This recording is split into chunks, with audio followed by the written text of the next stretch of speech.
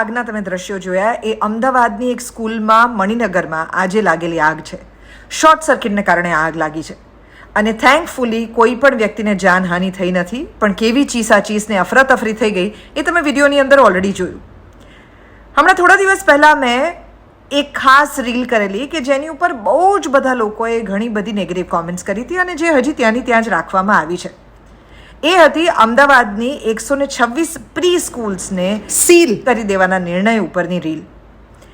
આને ફરીથી શરૂ કરવા માટે એ લોકોએ ફાયર એનઓસી લેવાનું હતું ને બીયુ પરમિશન લેવાની હતી. આ વાત ન્યૂઝપેપરની અંદર કવર કરવામાં આવી હતી અને એઝ રેડિયો કે not break news we can borrow news, તો આ વાત જે છે મેં તમારા સુધી પહોંચાડી. અક્રોસ ધ ડે અલગ અલગ પ્રી સ્કૂલ્સવાળા જે છે એમણે મારો નંબર ક્યાંકથી બોરો કરીને મારા પ્રાઇવેટ નંબરની ઉપર મોડી રાત સુધી ફોન કોલ્સ કર્યા. એ બધાએ કીધું કે તમને ખબર નથી પડતી, તમે શું કહી રહ્યા છો, તમે આવું કેવી રીતે કહી શકો, તમે શા માટે મા બાપોને એવું કહેવા માંગો છો કે એમને વિચારીને પોતાના બાળકોને સ્કૂલ મોકલવા જોઈએ. 9 મીટરથી વધારેની હાઇટ હોય તો જ ફાયર એનઓસીનું સ્પેશિયલ સર્ટિફિકેશન લેવાનું હોય છે. અમને અત્યાર સુધીની કોઈ પણ ક્લિયર એસઓપી આપવામાં નથી આવી. હજી સુધી સરકાર કે તંત્ર પાસે પણ ક્લેરિટી નથી કે એ અમારી પાસેથી શું એક્સપેક્ટ કરે છે. અત્યાર સુધીનું અમારું બીયુ જે છે એ એજ્યુકેશન બીયુ તરીકે અમારે લેવાનું હતું, એવું અમને કોઈને કહેવામાં આવ્યું નહોતું. હવે એ બીયુ નથી એવું કહીને અમારી સ્કૂલ્સ બંધ કરી દેવામાં આવી છે. આ બધી જ વ્યક્તિઓ જે વિરોધ કરતી હતી એમને મેં 2 સવાલ કરેલા. મેં કીધું, એક, તમને એવું લાગે છે કે તમારે ત્યાં મા બાપ જે છે એ પોતાના બાળકોને ખૂબ શ્રદ્ધાથી મોકલે છે કે આ જગ્યાએ મારું બાળક જે છે એ બહુ સરસ રીતે સચવાશે, જેમ અમે એને ઘરે સાચવીએ છીએ એવી રીતે સચવાશે? આ માત્ર પ્રી સ્કૂલ્સની વાત નથી, આ કોઈ પણ સ્કૂલની વાત છે, કોઈ પણ ગેમિંગ ઝોનની વાત છે, જ્યાં જ્યાં પેરેન્ટ્સ વગર બાળકો જતા હોય એવી દરેક જગ્યાની વાત છે. આપણા જેવા અડલ્ટ્સ પણ જે જગ્યાએ જતા હોય એ જગ્યા સેફ હોવી જોઈએ. એવી કોઈ પણ જગ્યાએ જતાં પહેલાં વિચારવું જોઈએ કે આપણે શું એક સેફ જગ્યાએ જઈએ છીએ? એ આપણું રેઝિડેન્શિયલ કોમ્પ્લેક્સ હોય કે કમર્શિયલ કોમ્પ્લેક્સ હોય કે મૂવી હોલ્સ હોય કે હોસ્પિટલ્સ હોય, દરેક જગ્યાએ આપણે માત્ર શ્રદ્ધાથી જઈએ છીએ. ભારત એ પ્રારબ્ધવાદી દેશ છે અને બિલકુલ એવું માને જ છે કે આપણી સાથે જે પણ થશે એ બધું આપણી જે નિયતિમાં છે એ બધું આપણી સાથે થઈ રહ્યું છે. એને કારણે થઈને આપણે ત્યાં લોકો લિનિયન્ટ રહે છે નિયમો પાળવામાં, અને જ્યારે પોતાના ધંધા રોજગારની વાત આવે ત્યારે ભલભલા લોકો જે છે એ અપસેટ થઈ જતા હોય છે કે અમારા ધંધાને કેમ અટકાવ્યો.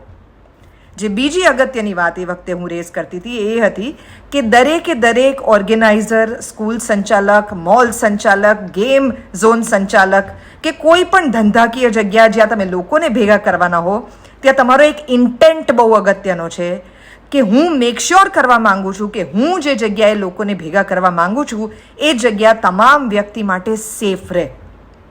આના જે નિયમો તમે અમને કહેશો અમે એ નિયમો પાળવા માટે તૈયાર છીએ અને અમે એ નિયમો પાળીને એક બહુ સેફ જગ્યા આપવા માંગીએ છીએ જ્યાં ફરીને લોકો આવે ને અમારી અંદર શ્રદ્ધા રાખે.